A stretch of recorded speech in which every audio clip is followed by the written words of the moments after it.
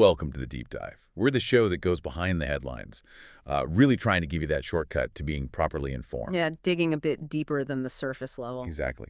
And today, we're definitely doing that. Our mission is to, well, peel back the curtain on these recent, very significant movements of U.S. B-2 bombers. Mm-hmm. And it's happening against, a backdrop of really heightened tensions with Iran. Right. So what sources are we working with here? We've got quite a mix. There's detailed flight tracking data, the public stuff, then direct statements from U.S. defense officials. Official lines. Right. Plus satellite imagery, which can be revealing, and, of course, live news updates as things develop. Okay, so the goal. The goal is really to connect the dots. What do these movements actually mean? What are the capabilities involved, especially with the B-2? And ultimately, what does it tell us about the strategic picture right now? Got it. Okay, let's unpack this then.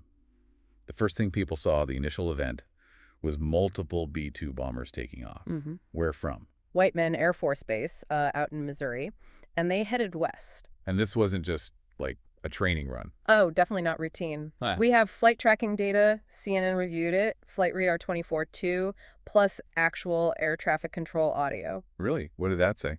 They mentioned specific call signs like MIT-11 FLT and MIT-21 FLT. Pretty unambiguous confirmation these were the planes. Wow. And they didn't fly alone, right? You mentioned support. No, you can't fly that far without gas. They were refueled by 8 U.S. Air Force KC-135 Stratotankers. Think massive flying gas stations. 8 of them. That's a lot. Where do they come from? They took off from Altus in Oklahoma, and the refueling wasn't just once. Right, you said multiple points. Exactly. They refueled over Kansas, then again way out off the coast of California, and even over Hawaii. A long-haul operation. And there was something about Diego Garcia, too. Yeah, that's interesting. Satellite imagery showed 6 more KC-135s already positioned down at Diego Garcia. Which is that remote island base in the Indian Ocean. Precisely. It's a major U.S. hub, perfectly placed for, potential onward refueling if these bombers were heading towards the Middle East or that region. Signals readiness for a very long trip. So after all that, tracking showed them heading over the Pacific, apparently towards Guam. That seemed to be the immediate flight path, yes. Over the Pacific towards Guam. But the planes themselves, Mm-hmm. what they carry, here's where it gets really interesting, isn't it? The B-2 bomber. It's the only U.S. plane that can carry one specific weapon. That's the key part. The Massive Ordnance Penetrator, or MOP. The bunker buster. That's the one. It's enormous, 30,000 pounds. And a B-2 can carry 2 of them. 2. Wow. And why is that bomb so relevant right now in the context of Iran? Well, the sources we looked at quote experts highlighting the MOP as potentially the only conventional weapon capable of destroying Iran's Fordo nuclear facility. Because it's buried so deep underground. Exactly. It's hardened, buried deep. You need something like the MOP to even have a chance. Okay, so it's the only plane carrying potentially the only bomb for a specific high-value target. Does that mean an attack is coming? What are officials saying?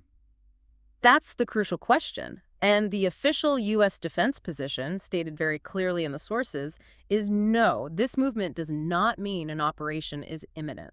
So what's the point then? It's about providing the president with options. It's a show of force, a deterrent, really, while these high-level talks are happening, sending a message. And those talks are intense, right? We're hearing President Trump spent much of last week in the Situation Room. Yeah, reports say he was reviewing attack plans, really grilling officials on the potential fallout, the consequences. And he put a timeline on it, something about 2 weeks being the maximum. He did make that statement, yeah, suggesting a decision could come much sooner than 2 weeks. Yeah, there were more meetings scheduled. Correct. Meeting set with his national security team in the Oval Office for Saturday and Sunday evening, that's June 21st and 22nd, 2025. If we connect this to the bigger picture, this isn't happening in isolation, is it? There's other stuff going on in the region. Absolutely not in a vacuum. The sources also reported concurrently Israeli air defense systems were active over Tel Aviv on Saturday, intercepting missiles during an Iranian attack. Wow. And Israel claimed it had killed Iranian commanders. This conflict, according to the reports, was already entering its 2nd week.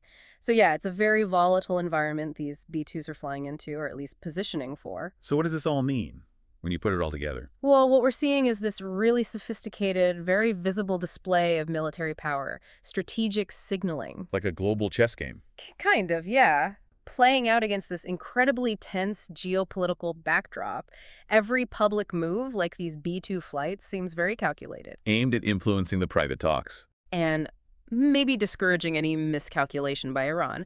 What's fascinating here, I think, is how these public movements, these very advanced assets being shown off, are just so tightly linked with the high-stakes, very private deliberations happening, in places like the Situation Room, and it's all tied into the broader, really volatile international scene. Right. It just raises this important question, doesn't it, about that delicate balance between deterring an adversary and accidentally escalating things, especially in these moments of global tension. A very fine line. So the question for you, listening, is maybe this. How does the strategic display of force, like moving these bombers, actually shape the conversation when so much is still unseen, still undecided, and the stakes are just incredibly high? Something to think about. Definitely something to think about. That's our deep dive for today.